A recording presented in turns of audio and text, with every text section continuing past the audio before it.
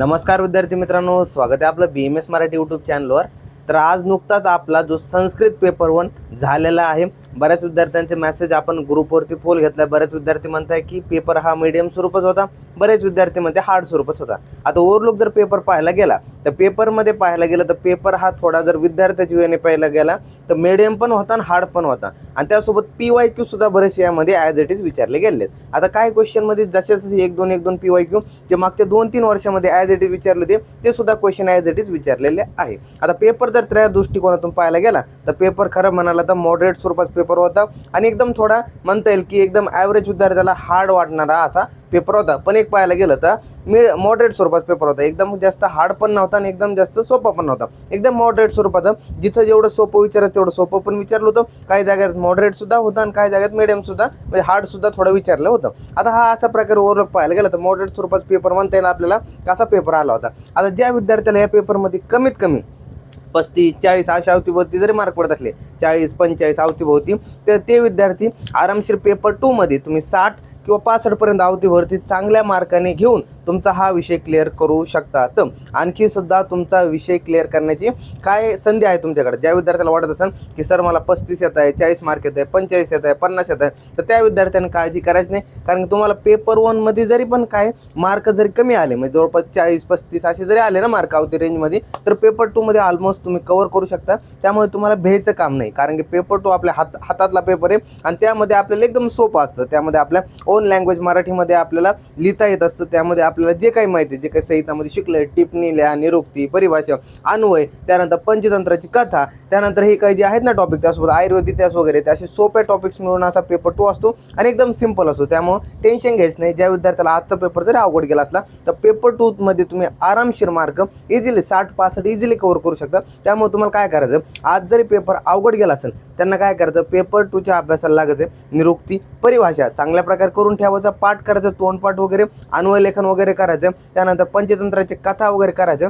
आणि आयुर्वेद त्याचं माहिती 20 पैकी 20 MCQ। आता काय माहिती का, ज्या विद्यार्थ्याला चांगला पेपर गेलाय त्यांना चांगलंच आहे, ऑल द बेस्ट आहे, कारण पेपर 2 मध्ये तुम्हाला जास्त मेहनत घ्यायची गरज नाही आहे। पण ज्या विद्यार्थ्याला पेपर 1 अवघड गेला तर त्यांना पेपर 2 चा चांगला अभ्यास करायचा आहे, कारण की पेपर 1 जरी अवघड गेला असला तर पेपर 2 मध्ये तुमचा हा सब्जेक्ट क्लिअर होऊ शकतो। कारण की मी खूप विद्यार्थी पाहिले, पेपर 1 मध्ये जरी तुम्हाला 35-40 मार्क अवतीभोवती असले 45 पैकी, तर तुम्हाला पेपर 2 मध्ये तुम्ही इझिली चांगले मार्क घेऊन तुम्ही ते हा विषय क्लिअर करू शकता। आपल्याला काय इकडे 40 जरी आले, इकडे 60 घेतो आपण आणि इझिली आपल्याला 60 घेता येते। त्यामुळे तुम्हाला टेन्शन वगैरे घ्यायचं नाही आहे, फक्त काय करायचं, पेपर 2 चा अभ्यास करायचा आहे। आता पेपर 1 झालेला ऑलमोस्ट आपले, आता रात्रीपर्यंत त्याचे ग्रुपचे जे काही MCQ होते ते MCQ पेपर 1 चे तुम्हाला आन्सर पण भेटतील, आणि त्यासोबत काही ह्याच्या सोबत जे काही जी आन्सर की आहे तर ह्या पेपरची आन्सर की सुद्धा रात्रीपर्यंत तुम्हाला भेटून जाईल। आणखी एक सांगायचं काय, त्यासोबत तुम्हाला आता जो पेपर 2 चा अभ्यास कसा करायचा, आता रिव्हिजन प्लॅन सांगतो, म्हणजे 1 डे रिव्हिजन प्लॅनला सुरुवात करूया। आता नेमकं बघा, आता पेपर 2 आपला कधी असणार आहे, 27 तारखेला असणार आहे। आज 25 तारीख आहे, 27 तारखेला म्हणजे एक दिवसात आपल्या मध्ये गॅप आहे, आणि आज रात्रीची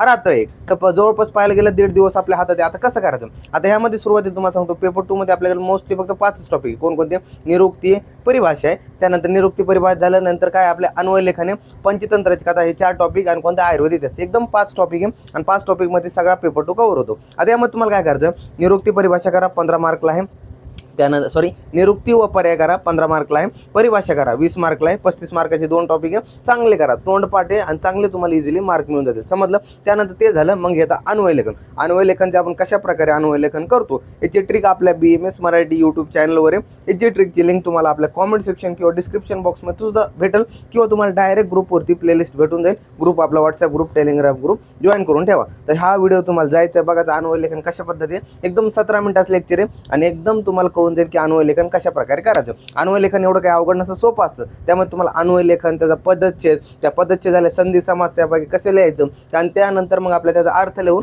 हा शेवटी एंड करायचा असतो। अशा प्रकारे टोटल आपलं अन्वय लेखन असतं, आणि 30 मार्कला आपल्या सिलेबस कॉपीनुसार त्याला वेटेज आहे। त्यामुळे तुम्हाला चांगलं करून द्यायचं। आता राहिला प्रश्न कोणता, पंचतंत्राची कथा। खूप विद्यार्थ्याचा प्रश्न येतो, सर पंचतंत्राची कथा नेमकं करायचं तशी कसं। आता ह्या वर्षी बघा, आपल्या युनिव्हर्सिटीमध्ये आजपर्यंत सारांश लेखनावर एक सुद्धा प्रश्न विचारला गेलेला नाही पंचतंत्राच्या कथामध्ये, पण ह्या वर्षी विचारला जाऊ शकतो। जर अंतर 50-50 चान्स आहे, मोस्ट ऑफ दी 60-70% चान्स धरून चला, कारण की दरवर्षी पॅसेज टाकतील म्हणून भरोसा नाही बरं का, कारण ह्या वर्षी काही सारांश येऊ शकतं, आणि जर नाही आलं तर तुम्हाला फ्रीचे बोनसचे मार्क असतील, पॅसेजचे पॅसेजचे 5 काय प्रश्न असतात ते प्रश्न ओरल शोधायचे आणि उत्तर लिहायचे. 10 मार्क हातातले असते, एकदम सिंपल असतात.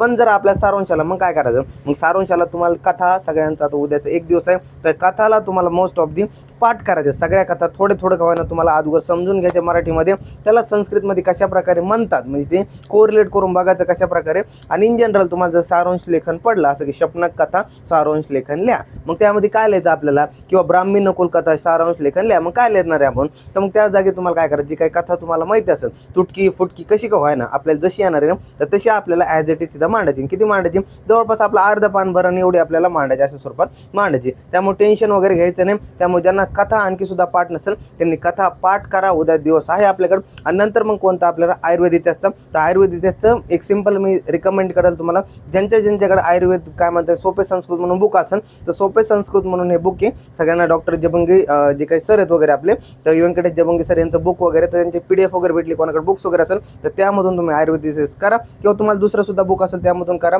पण आयुर्वेद इतिहासवरती 20 पैकी 20 MCQ हे आपले टोटल पेपर 2चे फिक्स असतात बरं का. त्यामुळे तुम्हाला चांगले करायचे आहेत आणि त्याला जास्त वेटेज द्या. उद्या आज काय करायचं तुम्हाला, रात्रीतून निरुक्ती करा, परिभाषा करा, अन्वयलेखन करा, 3 टॉपिक करा, आज संपून टाका. नंतर तुम्हाला काय करायचं, जे की उद्या असणार आहे तुम्हाला उद्या उठल्यापासून पंचतंत्राची कथा करायच्या. आणि त्यानंतर मग झालं की मग आयुर्वेद इतिहासची MCQ घ्या, किंवा सकाळी मॉर्निंगमध्ये तुम्ही आयुर्वेद इतिहास हातात घ्या, कारण 20 मार्कचं वेटेज आहे त्याला अगोदर घ्या. आणि नंतर पंचतंत्राची कथा घ्या. पंचतंत्रावरून मोस्ट ऑफ आपल्याला एक LQ होतो, एक SCQ होतो. SCQ आपल्याला ट्रान्सलेशनसाठी होतो, तर ट्रान्सलेशन वगैरेसाठी तर जे काही वैद्यकीय सुभाषिक साहित्य म्हणून हे एक बुक असतं, तर ते बघा तुम्ही. जे काही डॉक्टर जबंगी सर यांचे तर त्यांचं काही बुक वगैरे तर ते सुद्धा बघा, वैद्यकीय साहित्य म्हणून भेटतं. त्यामधून मोस्ट ऑफ द 4 लाईनचे 5 श्लोक आहेत काहीतरी, तर ते वाचून जा. त्यामधलं एक काय ट्रान्सलेशनला येऊ शकतो, तर त्यामुळे तुम्हाला इथं सांगतो मी करून जा वगैरे. 4-5 श्लोक येते तर तेवढे करून जा आणि मोस्ट ऑफ द सगळे श्लोक वाचून जा. तर कारण की 1-2 श्लोक त्यातले ॲज इट इज अन्वयला म्हणजे 3 श्लोक तर डायरेक्ट येतात बरं का. 4था LQ मधला पण त्यामधूनच येतो.